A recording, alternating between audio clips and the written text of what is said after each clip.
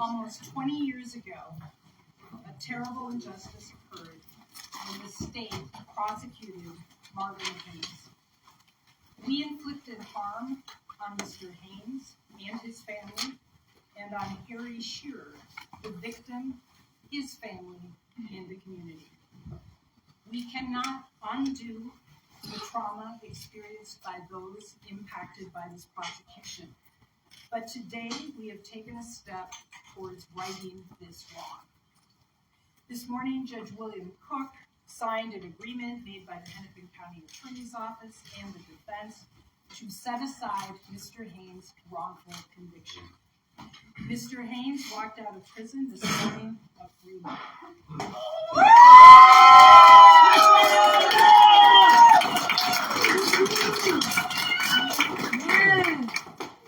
Marvin was just 16 years old when he received a life sentence. Like many black boys at the time, our criminal legal system too easily wrote him off, failed to protect his rights, and sent him to prison. He was a 16-year-old boy who had little chance to defend himself against a legal system that determined wrongfully that he was guilty of this murder. Mr. Haynes' conviction rested almost exclusively on eyewitness identification. There was no forensic evidence, such as fingerprints or DNA. There was no video connecting him to the crime. The murder weapon was never recovered. That should have made any prosecutor hesitant to bring charges because eyewitness identifications are often unreliable and one of the leading causes of wrongful convictions. Nationally, nearly 28% of exonerations involve eyewitness identification. Mr. Haynes' conviction is now one of them. There were obvious and alarming reasons to believe that the eyewitness identification was wrong in this case. The victim's sister interacted with the shooter, whom she testified that she had seen several times before that day, for several minutes before he pulled out a gun and shot her brother. She gave the police specific details about the killer, and this is critically important. Details that clearly describe someone that could never be mistaken for Marvin Haynes. Mr. Haynes was younger, 50 pounds lighter, significantly shorter, had much longer hair, and a different manner of speech than the man she described to the police. She was shown a lineup, a group of pictures, and she identified one man as being the shooter with 75 to 80% certainty. That man was not Marvin Haynes. Despite this information, the police used coercive and discredited tactics to get witnesses to identify Mr. Haynes, identifications that those witnesses have discredited. The prosecutor used this information to obtain a wrongful conviction. I want to pause here to say that Mr. Shearer's sister did nothing wrong. She tried in good faith to identify the person responsible for her brother's murder. She and her family had a right to expect that law enforcement, including the prosecution, would rely on best practices for scientifically sound eyewitness identification to lessen the chances that she would identify an innocent man. One of the lead detectives in this case even testified 2 weeks ago that he had deep concerns about the lineup procedures used during this investigation. Yet his concerns were brushed aside. The system failed her and her family because the police never found the person responsible for the murder of their loved one. They never had real closure in this case. And the legal system failed this community. We will never know whether Harry Shearer's killer harmed others. The Hennepin County Attorney's Office bears responsibility for taking almost 20 years away from Marvin Haynes and his family. We have deeply devoted professionals in this office who are committed to doing the right thing every day. And doing the right thing sometimes means we must seek to undo the harms of the past and not defend them. And that is what we have tried to do today. It is not easy to admit and correct our wrongs, but it is necessary. I want to thank all of those who worked so hard to achieve this result. The Innocence Project, who represented Mr. Haynes, the Haynes family, who never stopped supporting him and fighting for him, the community who joined him in that fight, and our staff, both attorneys and non-attorneys, who recognized the importance of righting our wrongs. To Marvin Haynes, you lost the opportunity to graduate from high school, to attend prom, have relationships, attend weddings and funerals, and spend time with your family around the holidays. I am so deeply sorry for that. I commit to correcting. I'm an attorney at Great North Innocence Project, and on behalf of Marvin's legal team, I just want to say how thrilled we were to see Marvin walk out of Stillwater.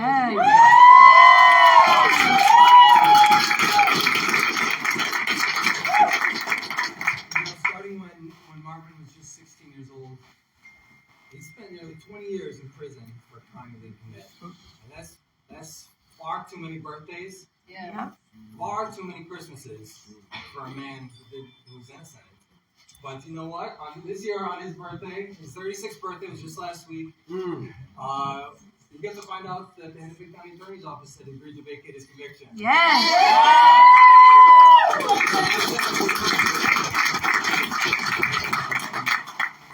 And this year, he's going to get to spend Christmas with his family. Yes. When Marvin went to prison, he was just a boy. And if any of you watched his interrogation video, what you see there is a boy who's been thrust against his will into a very grown-up situation. He was physically slight. He was a little immature. But today, when Marvin walked out of Stillwater, he walked out as a man. Yes. And he's a man that I can say I've really come to admire, getting to know him. This is someone who has every right in the world to be bitter, to be angry, but he's not. And he carries himself with this remarkable sense of hope and positivity that is so admirable. And Marvin, I can't wait to see what this next chapter of your life has in store for you. I want to thank Mary Moriarty in the Hennepin County Attorney's Office for agreeing to vacate Marvin's conviction. This act really embodies the principle that the prosecutor is supposed to be a minister of justice and not merely an advocate in our adversarial system. So I want to thank Mary and her office for looking seriously at the evidence in this case, including that the right act, the just act, was to concede that this conviction could not stand. And we all recognize that finality is an important value in criminal law, but it can never be the highest value. It can never trump justice. So thank you, Mary, for making justice the highest value. I should note that even before agreeing to vacate the conviction, the county attorney's office agreed to waive certain procedural defenses that it otherwise could have raised, including the statute of limitations. And this is some wonky legal stuff, but I can't overstate how important it is. Because here in Minnesota, it is exceedingly difficult to bring a post-conviction claim if you're more than 2 years out from your conviction. While Minnesota law does allow for some exceptions based on newly discovered evidence, they are extraordinarily hard to invoke in the overwhelming majority of cases. So fortunately, in this case, the county attorney's office saw that Marvin had real claims and recognized that it would be unjust for him to be kept out of court based on procedural technicalities that have nothing to do with the merits of his claims. But as a matter of good public policy, we can't rely on it. We can't just rely on prosecutors to sort of voluntarily do the right thing. That's why we're advocating for legislation that would make a more workable statute of limitations so that meritorious claims based on newly discovered evidence will not get thrown out on the front end just because that new evidence happens to come up more than 2 years later. This is House File 2400, Senate File 2597. So, if you want to see more people like Marvin Haynes have a shot at justice, I encourage you to tell your legislators to support this bill in the upcoming legislative session. I got to recognize our amazing team, Anna McGinn, who's up here, Jazz Hampton, Sydney Dobbs for their extraordinary work in this case. Our longtime legal director, Julie Jonas, also made really significant contributions before leaving for St. Thomas Law School, as did one of our former clinical students from the University of Minnesota Law School, Trish Palermo. And I'm so happy that we got to play this role, and I'm very proud of the role our team played. But there have been so many people fighting for Marvin for a very, very long time. First and foremost, of course, is his family. His sister! Marvin's got 5 sisters, and they have been relentless in Yes. advocating for their brother over the past 2 decades. And if you've met any of these women in recent years, you know that they were not going to rest until their brother was free. That's right.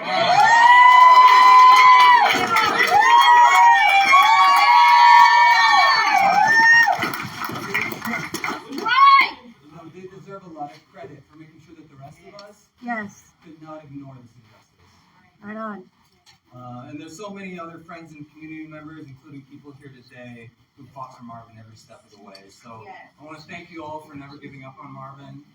And I'm just so thrilled to say that as of today, Marvin Haynes is fully exonerated.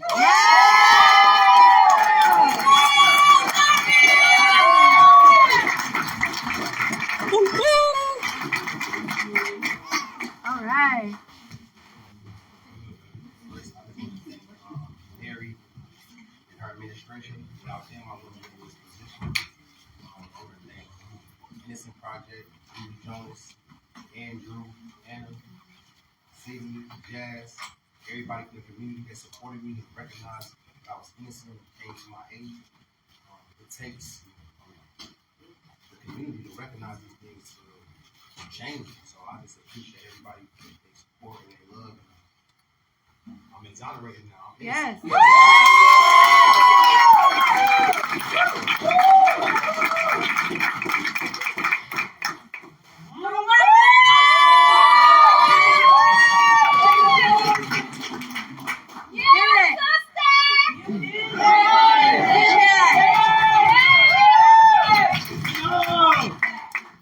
Hello, everyone. My name is Marvin Haynes. I'm the sister of Marvin Haynes, who has spent 19 years of his life wrongfully incarcerated.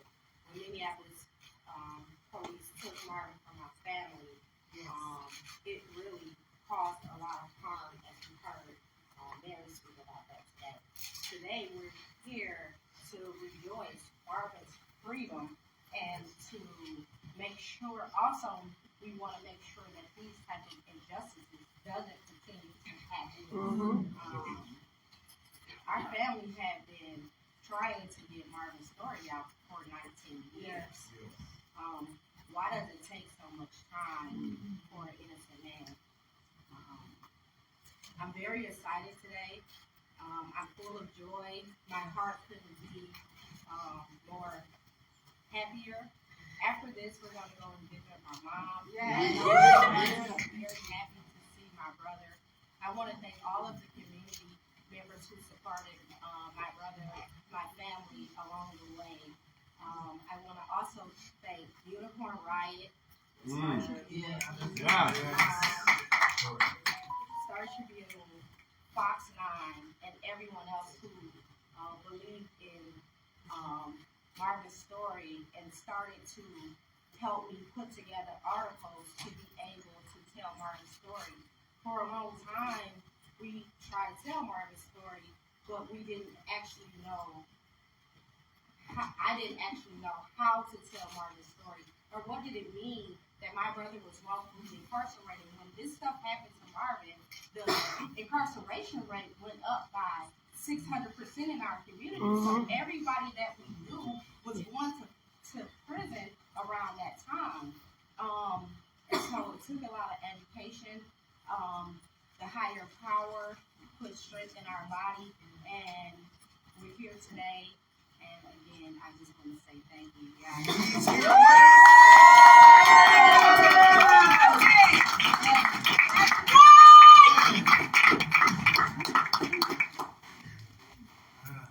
Question?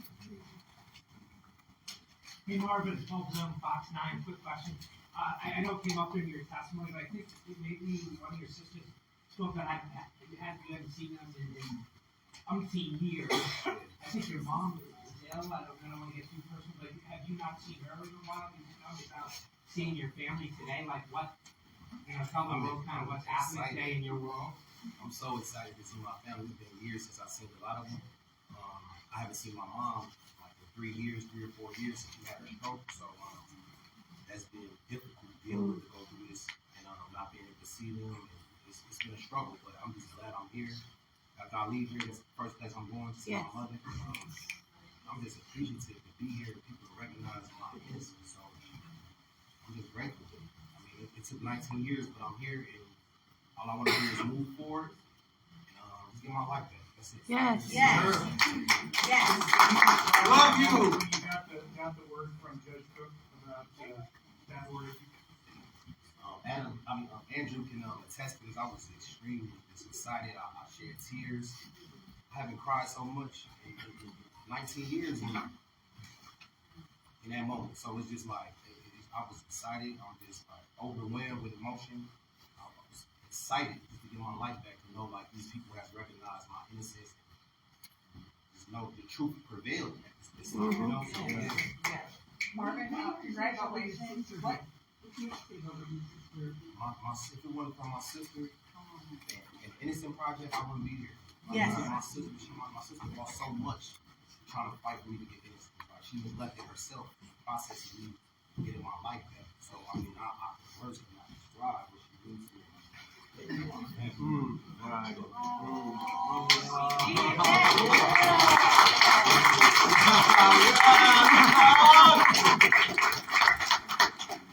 It's a lot of work for me. Yeah. A lot of work. It's great. Yeah.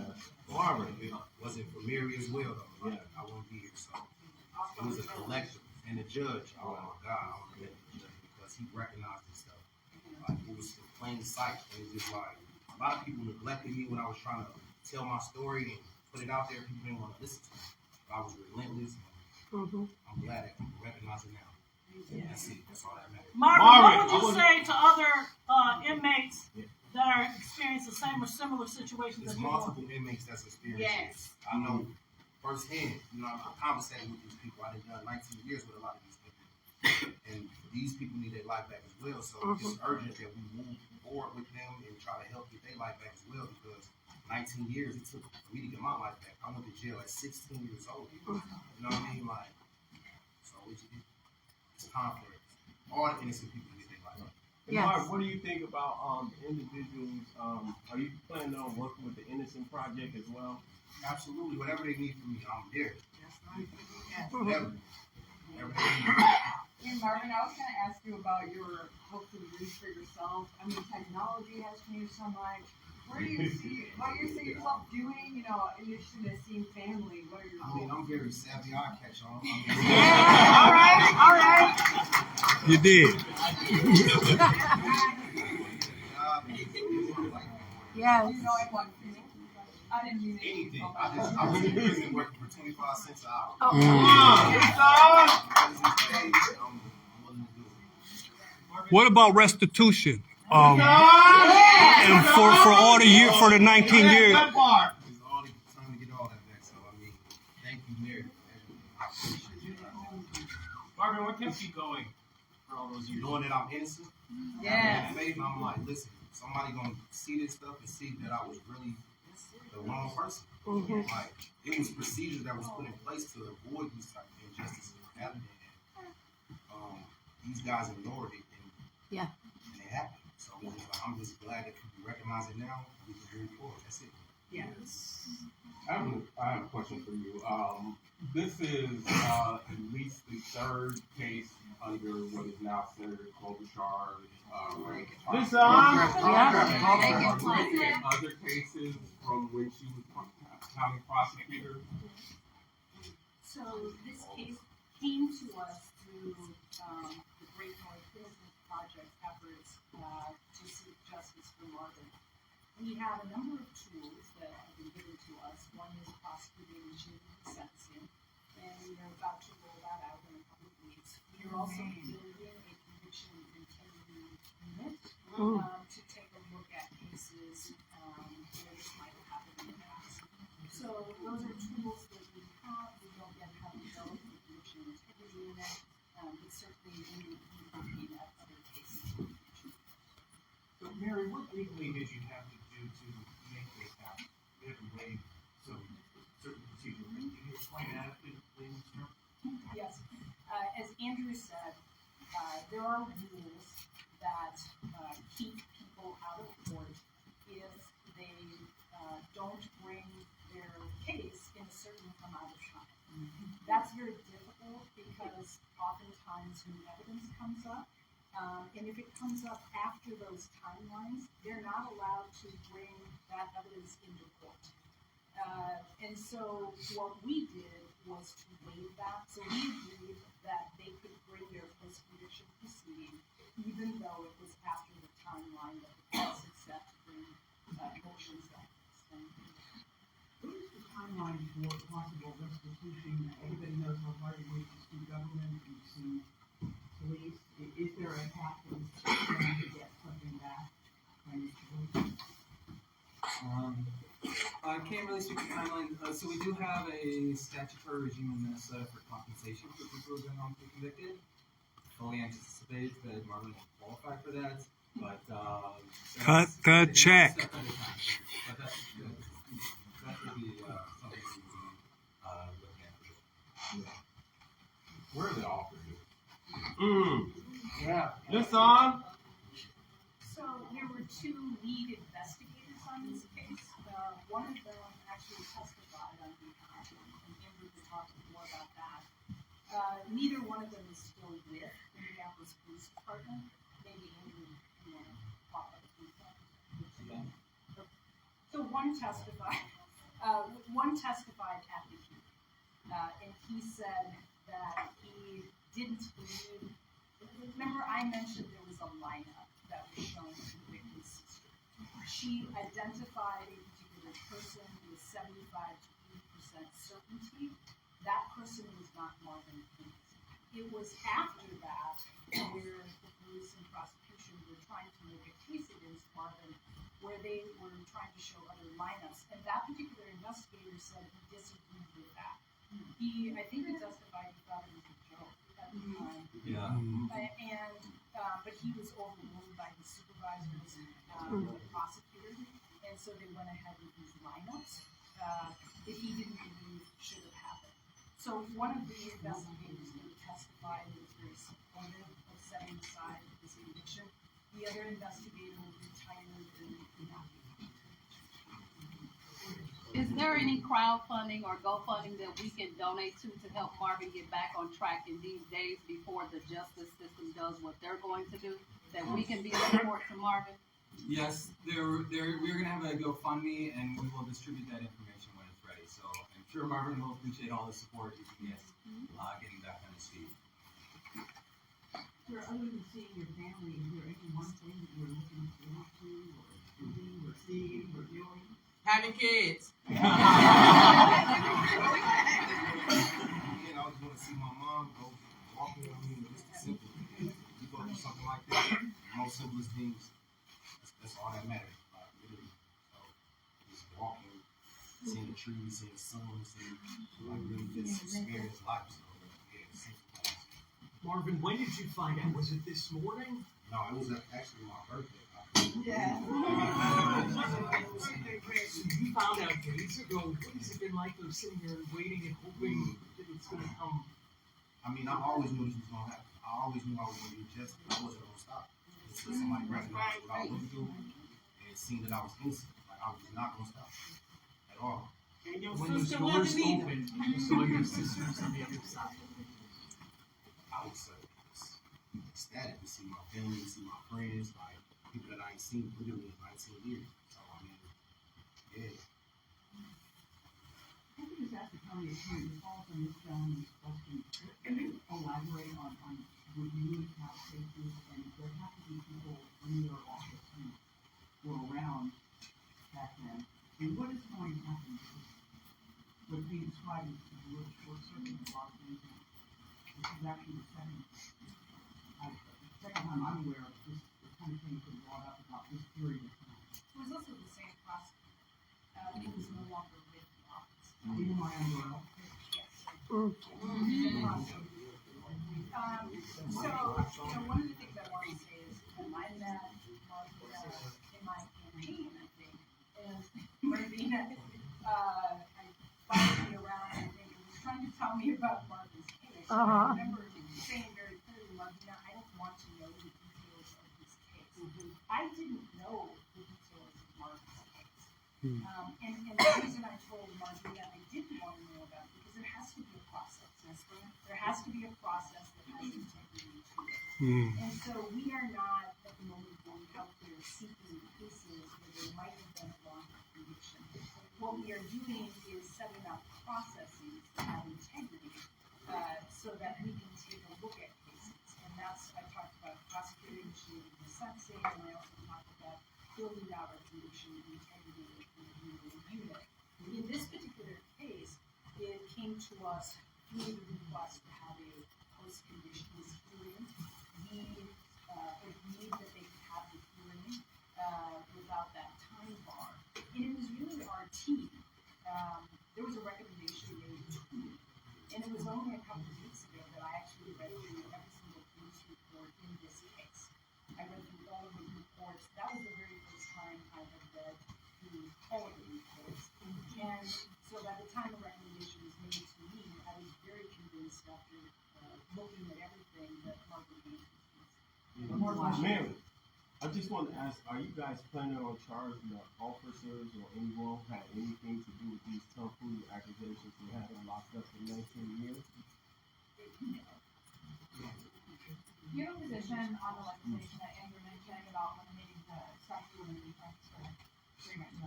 Yeah, I support that legislation. For some of you, probably at least advisors who know that courts in general have said that even if somebody is innocent, if they haven't brought their petition forward in the amount of time allotted to them, they can still get the death penalty. This is in other states. So I think we have a real problem with courts using procedure. Not, when I say procedure, I mean time, right? So if you don't submit your new evidence or your case within a certain period of time, the courts have said, too bad. Even if you are innocent, you can't submit it. And part of that has to do with finality of the process. But I think we have to obviously be open to the idea that there are going to be mistakes in wrongful convictions. But to the extent that we block people from having access to the courts to litigate that, I think we need to change that. And so we'll end it there. I know Marvin, I've been wanting to get to see his mother and his family. And so thank you so much.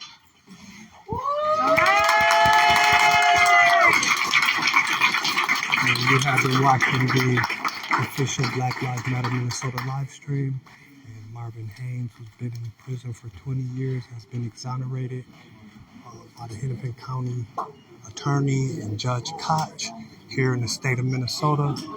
Stay tuned to our Facebook page and website for more information on the issue. Hey, what's up with you? Good to see you too.